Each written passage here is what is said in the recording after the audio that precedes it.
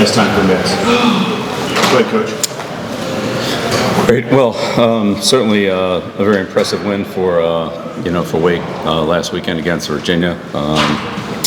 Statistically, Virginia, had an edge in a lot of areas, but the 3 turnovers that Wake got and the return were some big game-changing plays, and I think it highlights the type of team that Jake has there. I think Jake's done a great job as he did at Washington State.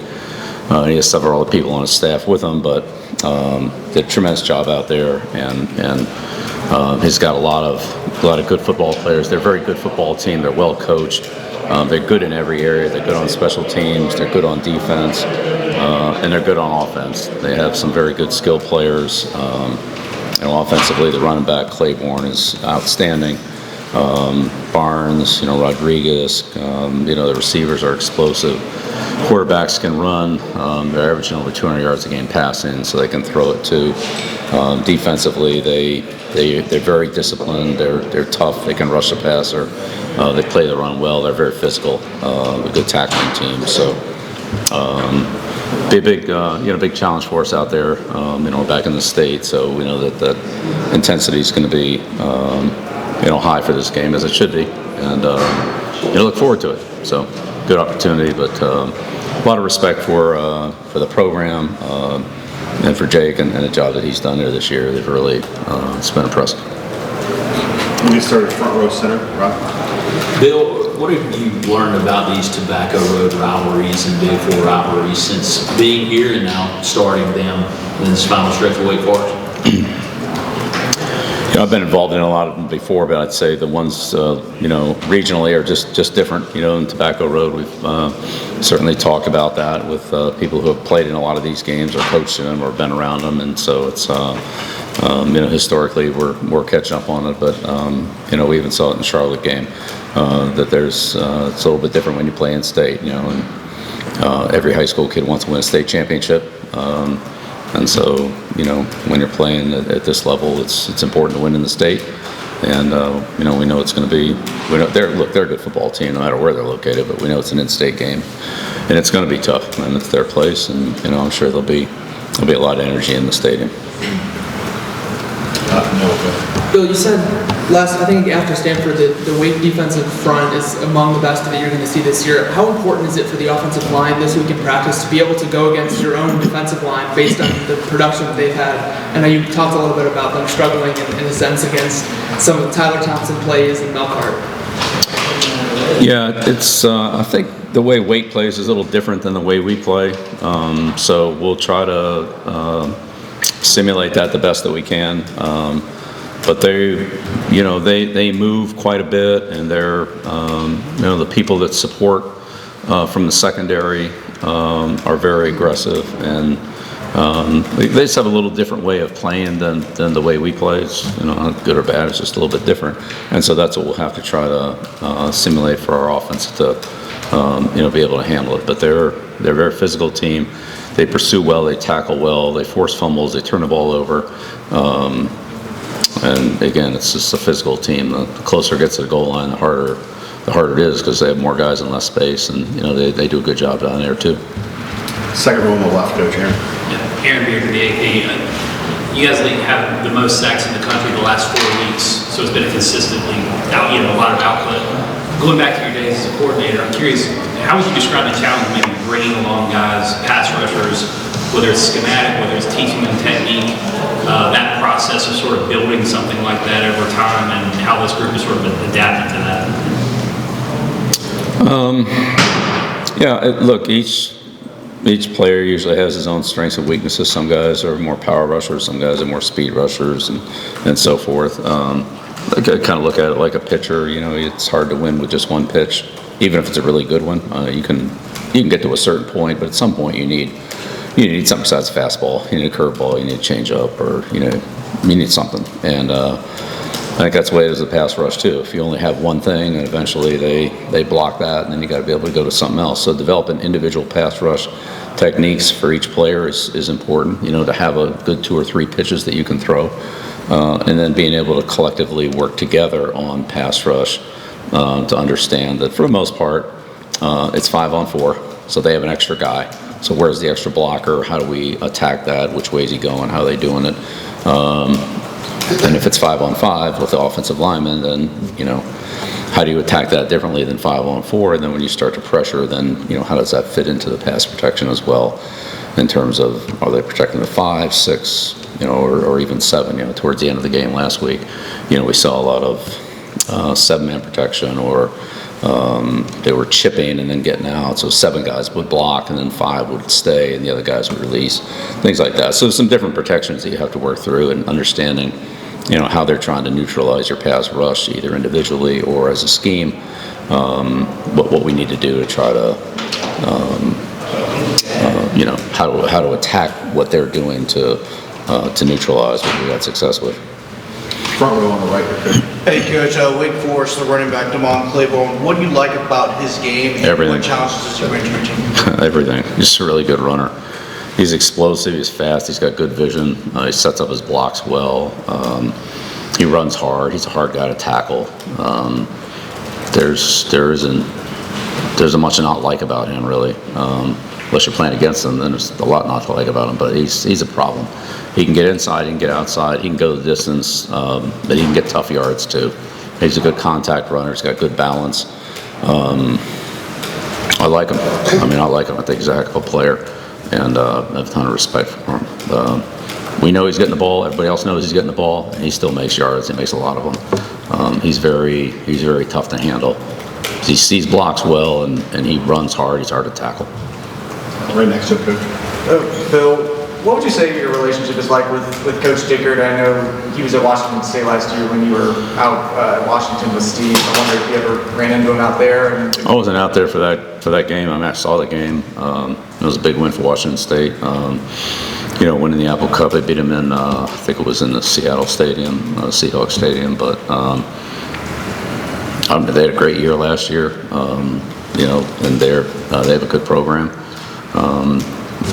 I met him at the ACC meeting, spent some time with him there. Really enjoyed it. A ton of respect for him. Defensive guy. I like them. Front left, Adam. Bill, wanted to sort of circle back on having for UNC the 3 rivalry games here to end the year, and I was wondering what your school of thought might be for the regionalized rivalry games, which some people might say it's better to have them spread out throughout the course of the season, or do you feel like having them all here back to back to back is sort of the way it should be? I don't know, to end the season.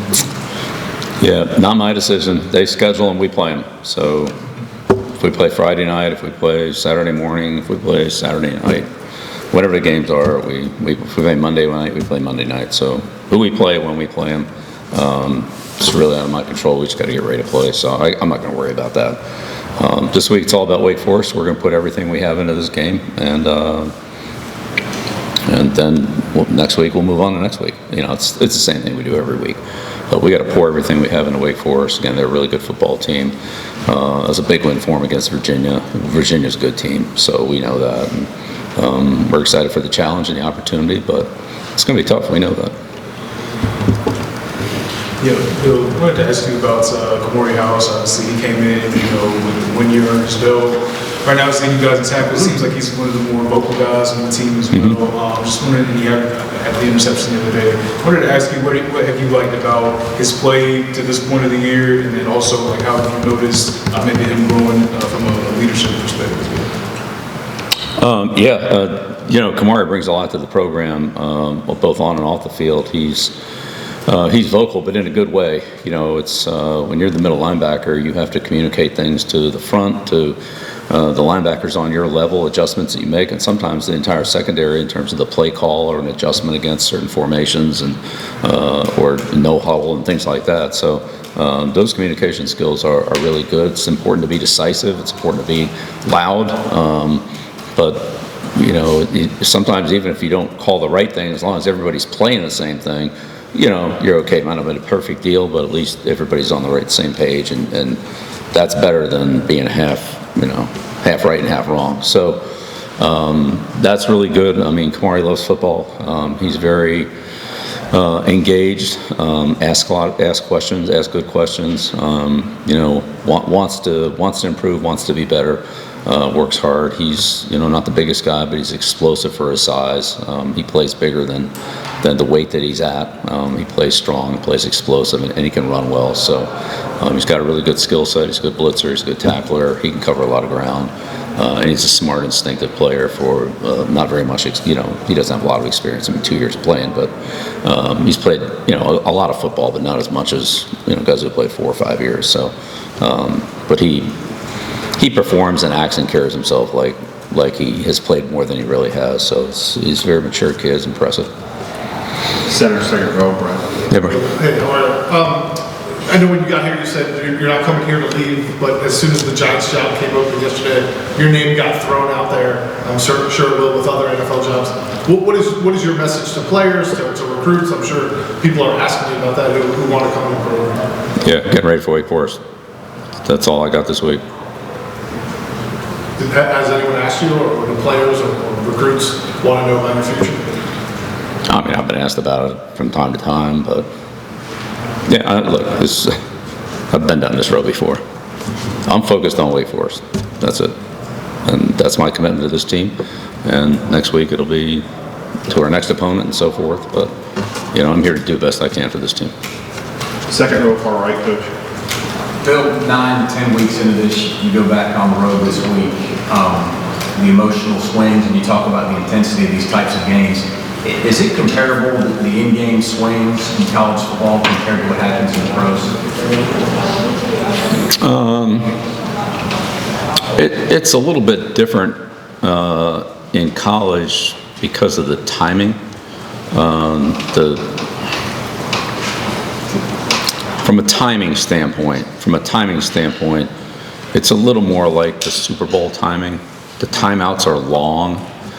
The halftime is twice as long as what it is in the NFL. And the 2-minute warning with the clock stoppages on first down and things like that make that time frame long. The 2 minutes in the NFL is like, a minute in the NFL is like 2 minutes in college at the end of the half or end of the game. So those timing things are different, and it's more like that. It's a long halftime.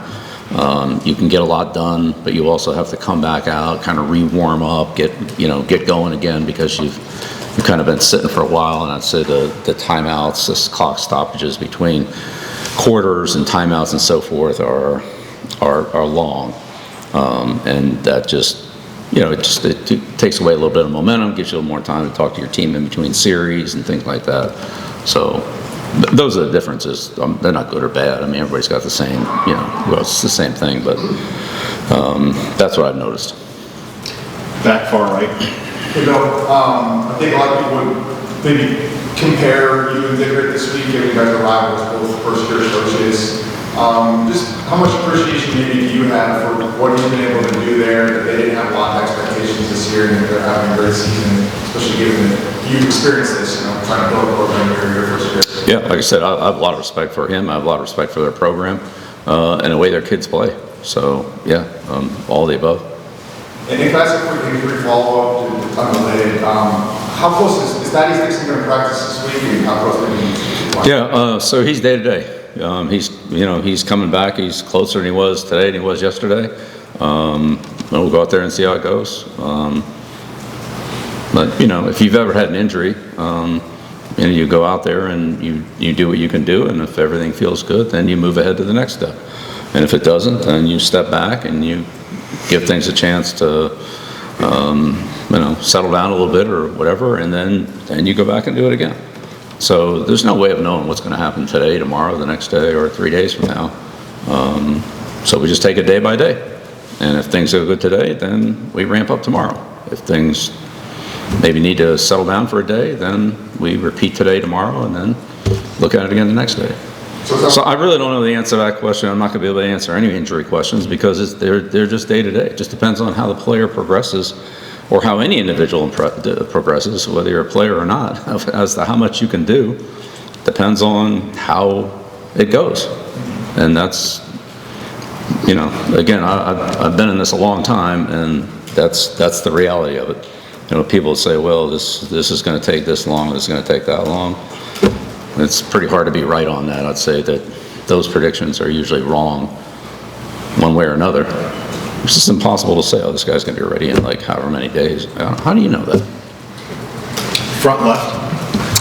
Coach, the defense has stepped up and played well. The offense still lacks some consistency. Have you been able to pinpoint an aspect of the offense or a reason for the offense and that lack of consistency?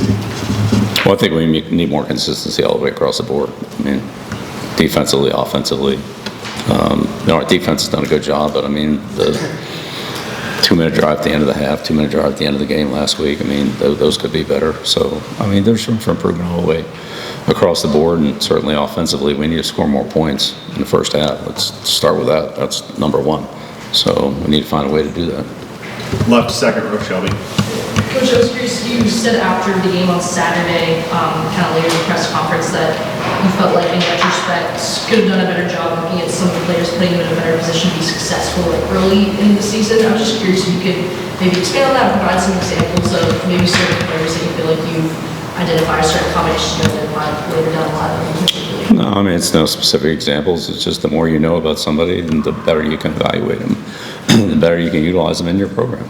So some skills were maybe not evident, or maybe they improved, or maybe they started and then didn't really improve, and that's kind of what they were. And you hope for that they're going to be better, and they kind of stayed there. You look at others and say, well, they're not very good, but you know what? In a certain number of practices, and after time, they improve and get better, and then you reevaluate. So that's really what I was referring to. That's pretty much across the board. You know, we know a lot more than we knew back in the spring. We know a lot more now than we knew in August or even September.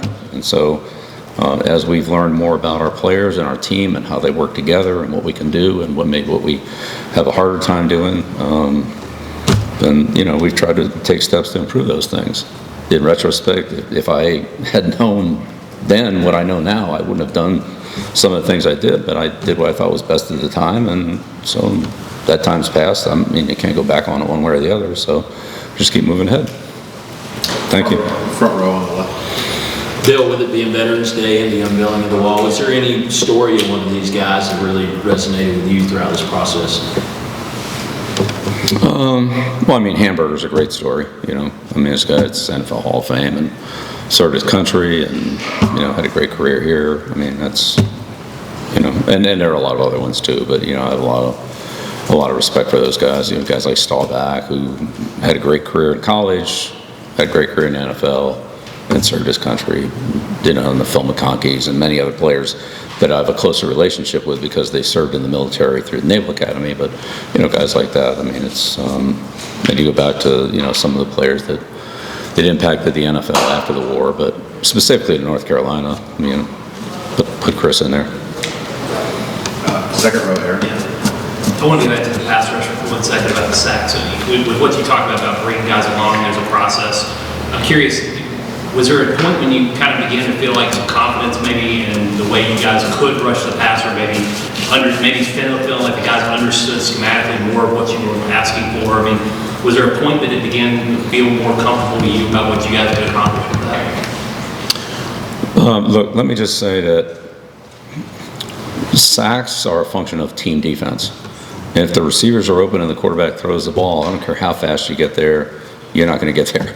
And so in order to sack the quarterback, you need to have enough pass coverage to not allow the quarterback to get rid of the ball before you get there on the rush. So sacks are a function of team defense. I'd say for every sack, you have a good coverage play. For most interceptions, unless the quarterback makes a mistake, you usually have a good pass rush that forces a bad throw or forces a hurried throw or disrupts the passing game in some way, right? And that's team defense. And so when your team defense is good, then all those things fall into place. You know, you have better pass rush, you have better pass coverage, well, then you have more negative plays. You have to be able to rush the passer in order to have good pass rush. I'm not saying that, but it's also combined with the rest of it. And it's you know, I think Steve's done a good job of mixing up the coverages where sometimes the quarterback has to, you know, be a little bit indecisive on where to go with the ball. And then that gives the pass rush a little bit more time to get there. So it's really about team defense, and it's the same thing in the running game. If we're playing the run well, it's because we got a lot of guys playing the run well. One guy can't stop the running game. One guy can't stop Clayborn. I mean, I don't care if you had Deacon Jones out there. Like, it's going to take more than that. So you need everybody to play well collectively and to fill their areas, to feed their blocks. Yeah, it's really about team defense. So I give credit to the pass rush, don't get me wrong, but I think it's really, team defense. So you go back and look at those sacks, some of them are on a 3-man rush, some are on a 4-man rush, some are on a 5-man rush, a couple of them are, we're bringing 6 or more. And so they're not all the same thing. Some of them are play action passes, some of them are loose scramble plays, some of them are drop back passes, and again, it's a variety of things that happen on a lot of the plays that you're referencing. So I just don't want to pin it on one thing. So I really don't think that's what it is. It's collective team defense. 2 more here, Brian, and then far right. Yeah, Bill, you mentioned that you talked to Chancellor Roberts about the military wall and other things honoring the tradition of the program. Why was the military wall in particular so important, but also, we saw the bus back there, you mentioned LT a lot of times. Why is talking about the history of the program important as well? Well, because those are the people that made the program. The program is here, it's established, it's got a tradition and history long before I got here. So I want to recognize those people that, again, like Lawrence Taylor and Peppers and Hamburger and so forth, and Choo Choo and, all the great players and people that have been here. I think they deserve to be recognized. I mean, I really do. So, and that's the same for the players. Just because a player signs here and comes in here, this program's here whether that guy comes here or not. This program's here whether I'm here or not. So it's about recognizing the program and showing appreciation to the people who, built it. I won't say laid the foundation, like that's going back to like 1888 or whatever. But people who built the program, I mean, there's a lot of, I think of the players that played here with Lawrence Taylor. I mean, that was a pretty good group. In 1980, they gave up 120 points and 42 were against Oklahoma. I mean, that's one of the greatest defensive teams in college football.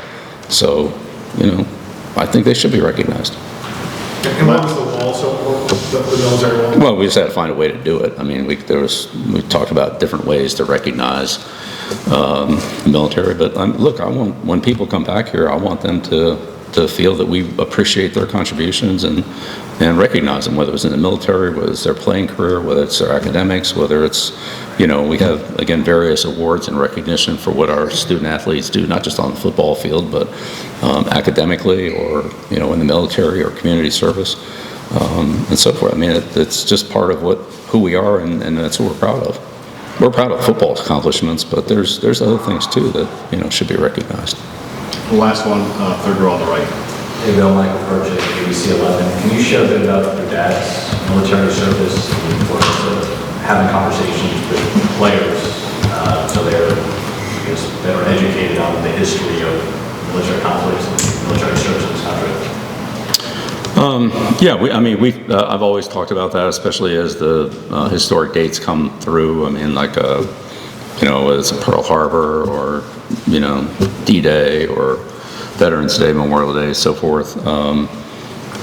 So my dad was, he played for the Detroit Lions in 1941, and that was his rookie year. And, Pearl Harbor, December 7th. So he enlisted in the Navy and went to Great Lakes, in the Great Lakes football program up there, and their training program. So when he got finished, he came in as a lieutenant, as an officer, not as an enlisted man. And so that was, 2 years of training there, and then he went to serve in Europe in the Navy. So they went over to Europe, and then after victory in Europe, then came back and ended up going to the Philippines for the end of the war in 45. And then when he came out, then that's when he started coaching at Hiram in Cleveland, and then went to Vanderbilt in North Carolina and so forth. So at that time, I mean, I think honestly, that was World War II was the explosion of football. It was literally the explosion of it, because prior to that, everything was regional. Nobody in the East knew what the South was doing. Nobody in the South knew what was going on in the West with, Pop Warner and people like that. And, it was very regionalized. There was no film, there was no TV, there was no, there was nothing. And once they got into the war, then all those teams came together, all those players came together, and so guys from every part of the country played together. They talked about, and the coaches too. And like Paul Brown was another one that served at Great Lakes, and Paul got, he talked about a lot of the ideas he got, and also saw players, like Willis and Groza and guys like that who also served there. So they exchanged a lot of ideas. Hey, we're doing this drill, we're running this play, we're training like this, we're doing this, we're doing that, and then networking, and then that led to a lot of information exchange after the war, right? After everybody went back to where they were, and then, people from the Ivy League would interact with people from the Southwest and the South and the West and the Midwest. And again, everything was very regionalized. You just played the people in your region, you saw the teams in your region. And that's really where the sports writers, people like Grantland Rice and guys like that who would see games from around the country, when they picked the All-American teams, they're the ones that saw everybody play. So they could see Army, they could see Notre Dame, they could see Alabama, they could see Texas, they could see Stanford, they could see, all the great teams around the country. They could do that. And their All-American teams were, if anybody else picked it, the only guys you're watching are the guys that are in that region that you observe. So from a playing standpoint, from a training standpoint, from a coaching standpoint, from a networking standpoint, once you got into the late 40s and the 50s, you saw, the T formation and the passing game expand, and players in the NFL and the higher quality there because, the good players were more easily recognizable because they were playing against other good players. And that's where the good teams was in the military in 44, 45, because all the good players were drafted in the military. They couldn't play. Except the guys who were 4F. But all the healthy players that were juniors and seniors, they got drafted in. So those are the best players. A lot of those guys went on to play in the NFL. And a lot of coaches like Paul Brown used that networking to, build a team like he did at the Browns, and also build a repertoire of plays that, hey, this guy runs this play, this guy runs that play, oh, they run this drill, they run that, there's a lot of exchange of ideas there. So World War II was an explosion for football, college and pro, in terms of ideas, networking, communication, and it becoming more of a national instead of a regional sport. Thank you. Okay. Bill, appreciate it. Great. Appreciate All the right. story.